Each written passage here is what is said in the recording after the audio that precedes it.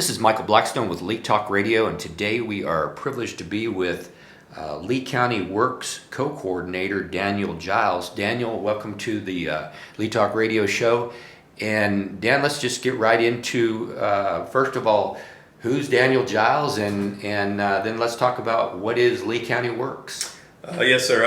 I'm Dan Giles. I'm from Scott County, Virginia. Have a background in law enforcement, and somehow I got here, and we were trying to help the county out, and it's been a very big success so far, and I'm very excited to be here. So let's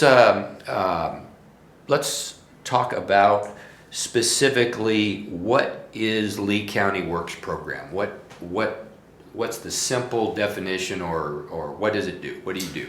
Lee County Works is a alternative program to incarceration. We deal with low-level offenders that are directly sentenced to us from the Commonwealth Attorney's Office. Well, not sentenced from, but sent from the Commonwealth Attorney's Office, from the Circuit Court, Juvenile District Court, Juvenile Court. They are sentenced to hours with us. They have to pay a $50 fee every month, and we take them out, make them work at least at the minimum 20 hours a week. And that's basically our gist of what we do here right now. Okay, so I'm gonna start asking questions. So, myself included, and the general public, our listening audience out there. So let's just start it kind of at the top. So this program, Lee County Works, is this funded by the county, the state, grants? Who It's funds by this? the county, yes, sir. Okay, so this is an actual official program that is funded. There's actually, I believe, 2 employees full-time, is that Yes, correct? sir. Yes, sir. Okay, so we've got 2 salary or waged employees of the county, and you answer to who? The Board of Supervisors, yes, Okay. sir. And obviously they have liaisoned this program with the Commonwealth Attorney's Office, the court systems, and so on. So if a person is, what I'm understanding is, if a person makes a wrong choice or whatever, and they have been in a position where they've been charged, then they become eligible through, I'm sure, a certain amount of scrutiny through the Commonwealth's Attorney's Office. Yes, And the sir. Commonwealth would then offer this in some kind of a plea bargain or alternative sentencing that the court would sentence. And is this a glorified or maybe modern day system to the old community service, I guess you'd call it? Here, I got 20 hours of community service for whatever I did. Now where do I go? How do I do this? And I'm sure there was a lot of bogus nonsense on that. So is this just the more modern version of that type of a scenario? Yes, sir. You could say that'd be the modern type of community service that we've established here. We still do the community service for the fines and stuff like that, with the discretion of the Commonwealth Attorney, of course. Right. But this program in general is just an alternative to being incarcerated. And the stuff we do is basically community service based. It's got to be a nonprofit organization. Let me stop you there. So when you say it's got to be a nonprofit organization, so you're saying what this program does is you take the person from they get sentenced to this alternative type of sentencing. Yes, I guess other types of alternative might be wearing an ankle bracelet and being confined to your home instead of being in jail, or anything that is alternative of sitting down in the jail or a local prison for a period of time. So this alternative, you are the liaison between them and working for an entity providing this amount of hours per week that they need to do. Now, is that, you're saying those businesses or those entities must be nonprofit? Yes, sir. Like as an example, the town of Pennington, the town of Jonesville, we have people at the food pantry in Rose Hill, Okay. picking up trash. I mean, you got to give back to the community and not get nothing back from it, if you get what I'm saying. Sure. So I assume that that's in a form of a company for profit, like my company or any company in town that is an entity for profit. They're not slaving out the local people who are in a sense. So I understand. So that's good. So it's generated, business is generated, and things are done through nonprofits, which are also set up to give back to the community. So it's making a full circle of stuff. So how long has this program been in effect in Lee County? We started up on February 1st of this year. Okay. I guess it'll be 8 months now, and it's rolling. It's Okay. doing great. Did you start out with 2 full-time people? We did. Both Yes, sir. Yourself and the... Roscoe Hensley. Okay. So here you start off, and it's a new program. So how much trial and error did you have to go through? We went through a little bit of trial and error. It was slow starting up, but once it started clicking, getting down to know these people. We're with these people 30 hours a week, some of them. We see them Monday through Friday, sometimes Monday through Thursday, just depends. And you just got to get to know on their level of, how they work. And Sure.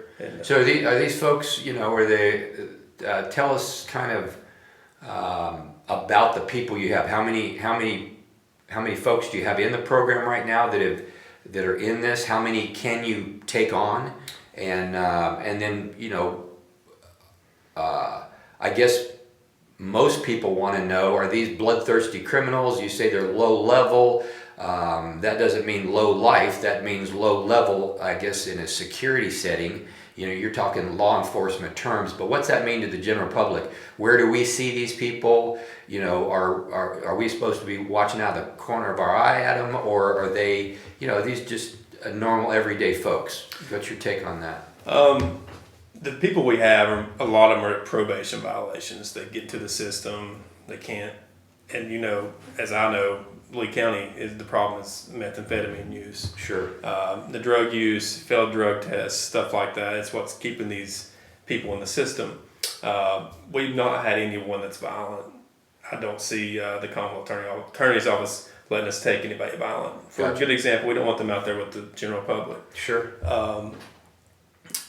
And are all these adults offenders, Yes, by the way? Or they're are all 18 or over, yes, sir. Okay, so you don't deal with juveniles? No juveniles. Okay. We have got some out of juvenile court, but it's not been for actual juvenile. A juvenile, the offender's an actual adult age. Yes, sir. Gotcha. So they come in the program, so they're basically not considered a security risk, flight risk, person of maybe moral turpitude type of crimes, So here they are. Now, I have seen in Facebook, and of course this county is saturated with the wonderful Facebook, I have seen actual pictures where there are folks that are working in, I've seen a gal that worked out at the airport.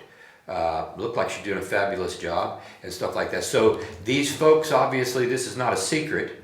Their faces are out there. I've even heard that the town of Pennington uses folks in working for the town and doing stuff, and that actual people have progressed through the program, I guess completed their hours or whatever that alternative sentence is, and then they've actually gotten a full-time position at the town of Pennington. I believe there's 1 or 2, is that correct? One, sir.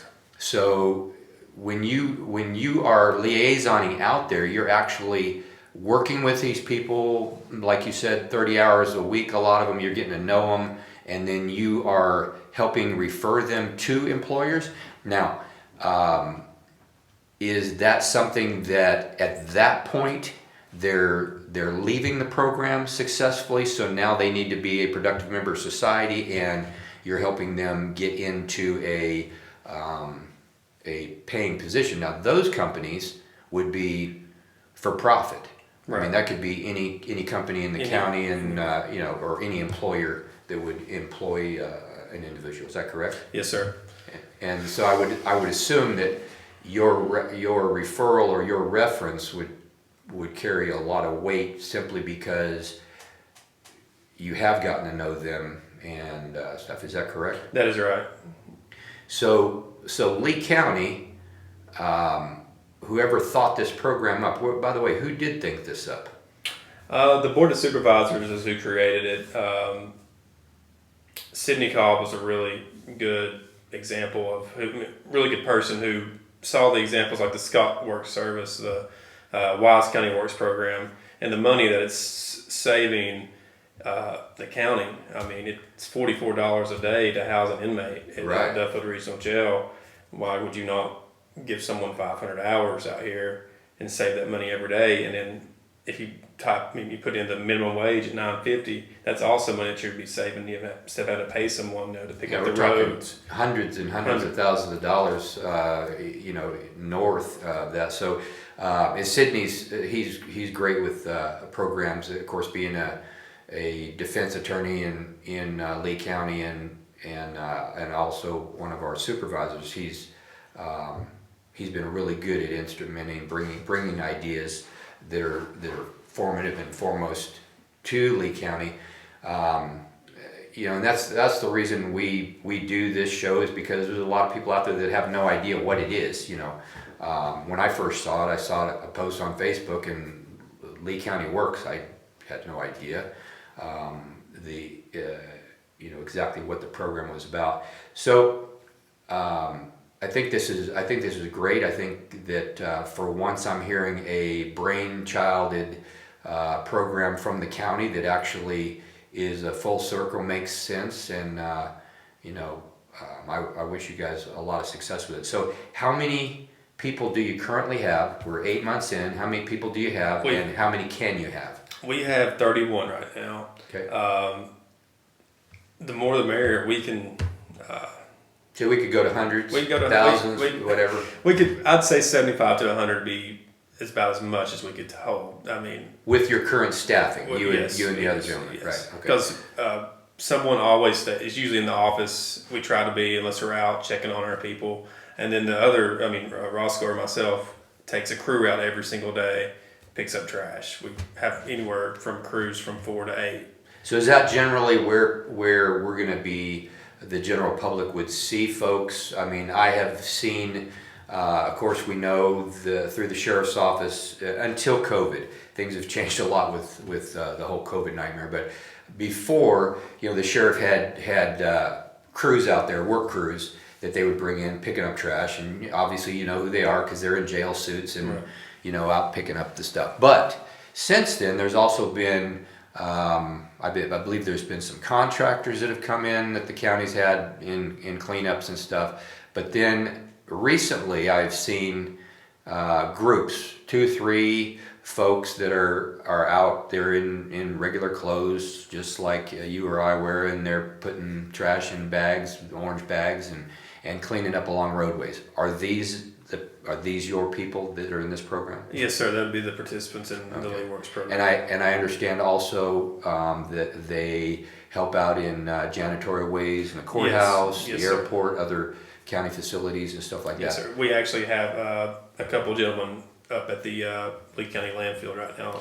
So these people are able to provide back to the county, and the county is also saving money on, what could potentially be. I mean, if they brought in a contractor, they're paying them so much per bag of trash or whatever. So there's a certain amount of money saving that way as well. Is that right? Yes, sir. Yeah.